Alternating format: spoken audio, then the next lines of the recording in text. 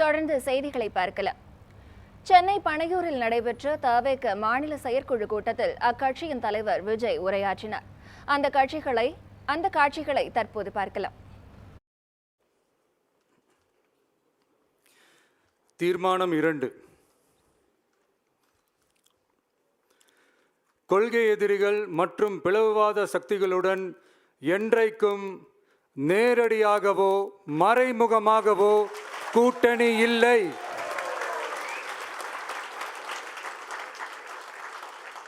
ஒன்றிய அளவில் மலிவான அரசியல் ஆதாயங்களுக்காக மக்களை மத ரீதியாக பிளவுபடுத்தி மக்களிடையே வேற்றுமையை விதைத்து அதில் குளிர்காய நினைக்கிறது பாஜக.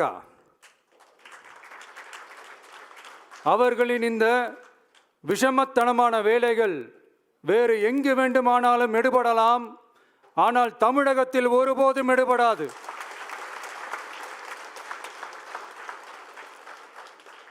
சமூக நீதியும் நல்லிணக்கமும் சகோதரத்துவமும் சமத்துவமும் ஆழமாய் வேரூன்றிய மண் இந்த தமிழ்நாட்டு மண்.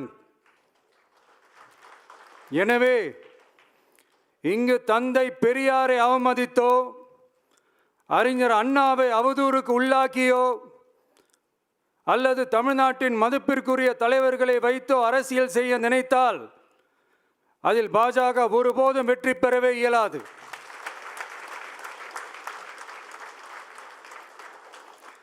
சுயநல அரசியல் லாபங்களுக்காக பாஜகவுடன் கூடி குழைந்து கூட்டணி போக திமுகவோ அதிமுகவோ இல்லை. நம் தமிழக வெற்றி கழகம்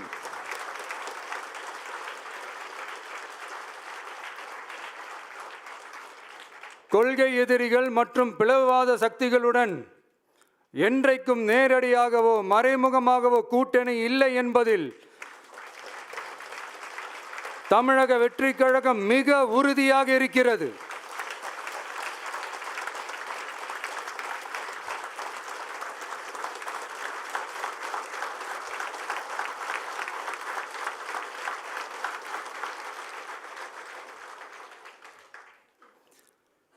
கூட்டணி என்றாலும் தமிழக வெற்றி கழகம் தலைமையில் அமையும் கூட்டணி எப்போதும் திமுக மற்றும் பாஜகவுக்கு எதிரானதாகத்தான் இருக்கும் என்பதையும்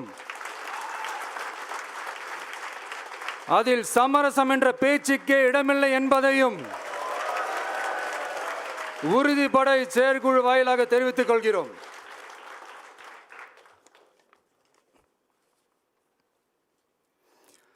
இது இறுதியான தீர்மானம் மட்டுமல்ல, உறுதியான தீர்மானம்.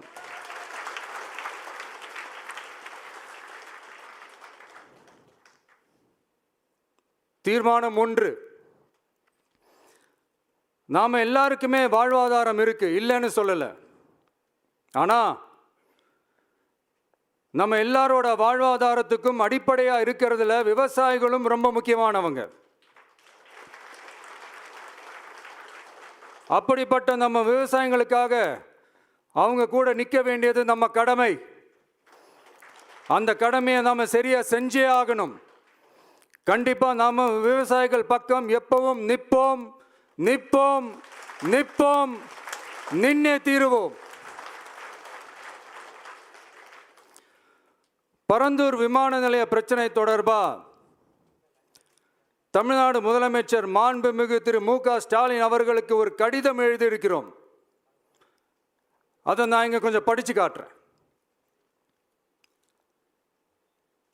மாண்புமிகு தமிழ்நாடு முதலமைச்சர் அவர்களுக்கு வணக்கம். பரந்தூர் பகுதியில் விவசாய நிலங்களை அழிச்சிட்டு புது ஏர்போர்ட் கட்டுறதுக்கு எதிர்ப்பு தெரிவித்து அந்த பகுதியில் இருக்கிற பொதுமக்களும் விவசாயிகளும் வருஷ கணக்காக போராடிக்கிட்டு இருக்கிறாங்க. போராட்டத்தில் அவங்கள தமிழக வெற்றி கழகம் சார்பாக நான் போய் பார்த்தேன். அதுக்கு அடுத்த நாளே மக்கள் பாதிக்காத வண்ணம் விமான நிலையம் அமைக்கப்படும்னு உங்க கவர்மெண்ட் சார்பாக ஒரு விளக்க அறிக்கை வந்துச்சு. அந்த ஸ்டேட்மெண்ட்ல 1005 குடும்பங்கள் மட்டுமே பரந்தூரில் வசிப்பதால் விமான நிலையம் வந்தால் பெரிய பாதிப்பு இருக்காதுன்ற மாதிரி சொல்லியிருந்தாங்க. மக்கள் பாதிக்காத வண்ணம்னா என்னங்க சார்? ஒன்று, அந்த இடத்துல ஏர்போர்ட் வருதுன்னு சொல்லணும், இல்லை அந்த இடத்துல ஏர்போர்ட் வராதுன்னு சொல்லணும். ரெண்டுமே அந்த அறிக்கையில் இல்லை. வெறும் 1005 குடும்பங்கள்னா உங்களுக்கு அவ்வளவு சாதாரணமா போச்சா சிஎம் சார்?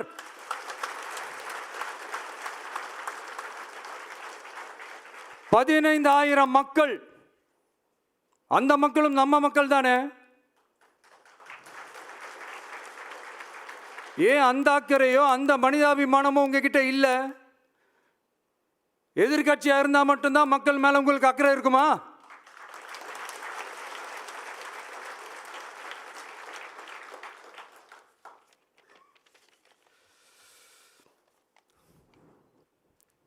நூற்றுக்கணக்கான ஏக்கர் விவசாய நிலங்களை,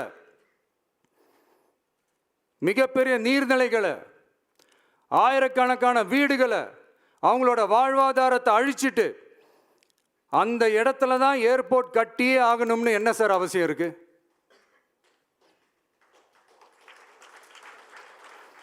அப்புறம் எப்படி சார் நீங்க உங்களை மக்களின் முதல்வர்னு நான் கூசாம சொல்றீங்க?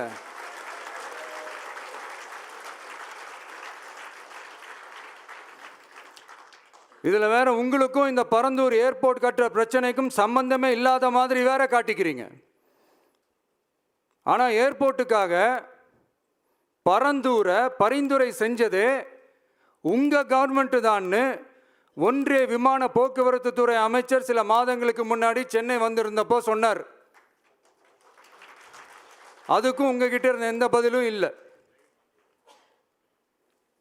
இந்த சூழ்நிலையில் பரந்தூர் விமான நிலைய பணிகளுக்காக விவசாய நிலங்களை கையகப்படுத்த கடந்த 25/6/2025 அன்னைக்கு உங்க கவர்மெண்ட் தான் அரசாணை பிறப்பிச்சிருக்கு.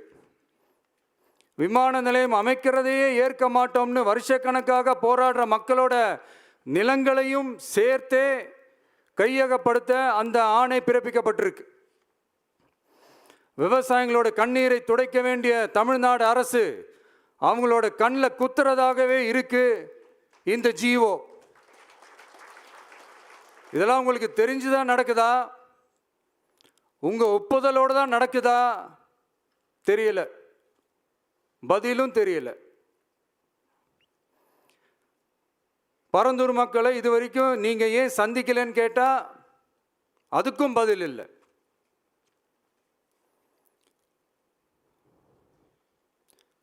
நான் இந்த பரந்தூர் போராட்டக்காரங்க அந்த மக்களை ரீசெண்டாக நான் சந்தித்தேன். அவங்க சொன்னதையெல்லாம் கேட்கும்போது உண்மையிலே ரொம்ப கஷ்டமாக இருந்தது. இப்போவும் ஒன்றும் குறைஞ்சிடல சிஎம் சார்.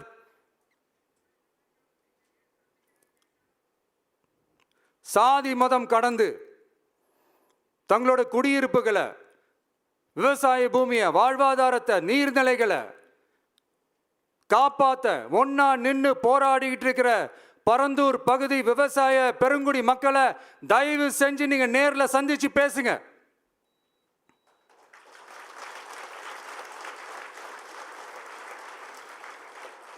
உங்களுடைய அமைச்சர்களோ இல்ல உங்களுடைய அதிகாரிகளோ பேசக்கூடாது. நீங்களே நேரில் சந்திச்சு பேசணும். அந்த இடத்துல விமான நிலையம் வராதுன்ற உத்தரவாதத்தை அவங்களுக்கு நீங்க கொடுக்கணும்.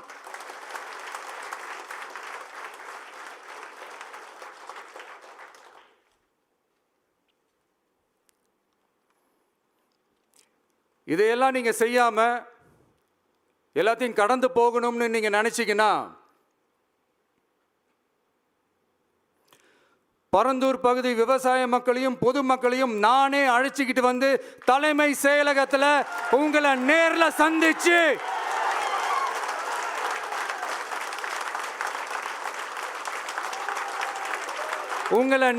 சந்திச்சு முறையிடுற நிலைமை உண்டாகும். அப்படி ஒரு சூழலை நீங்க உருவாக்க மாட்டீங்கன்னு நான் நம்புறேன். அதையும் மீறி அப்படி ஒரு சூழல் வந்துச்சுன்னா நான் ஃபேஸ் பண்ண தயாரா இருக்கேன். தயாராக இருக்கேன்.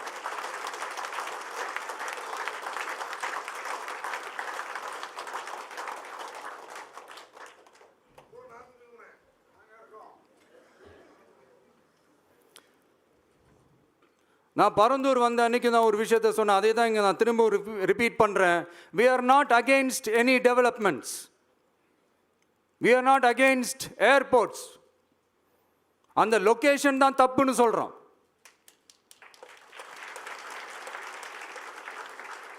இதை நாங்கள் மட்டும் சொல்லலை, ஏவியேஷன் சேஃப்டி எக்ஸ்பர்ட்ஸ் மென்ஷன் பண்ணியிருக்கிறாங்க. that place is not fit for airport. Pilots அங்கே ஏர்கிராஃப்டை லேண்ட் பண்ணுறதுக்கு they might face a lot of ப்ராப்ளம்ஸ்ன்றது கூட அதில் மென்ஷன் பண்ணியிருக்கிறாங்க. அது மட்டும் இல்லை, அந்த வாட்டர் பாடிஸை அழித்து அதுக்கு மேலே ஏர்போர்ட், அந்த பில்டிங்ஸ், அந்த ரன்வேஸ், இதெல்லாம் வந்ததுக்கு அப்புறம் ஒரு மழைக்காலமோ இல்லை ஒரு floods டைம்லேயோ the whole Chennai city will be flooded. இதையும் அதில் மென்ஷன் பண்ணியிருக்கிறாங்க.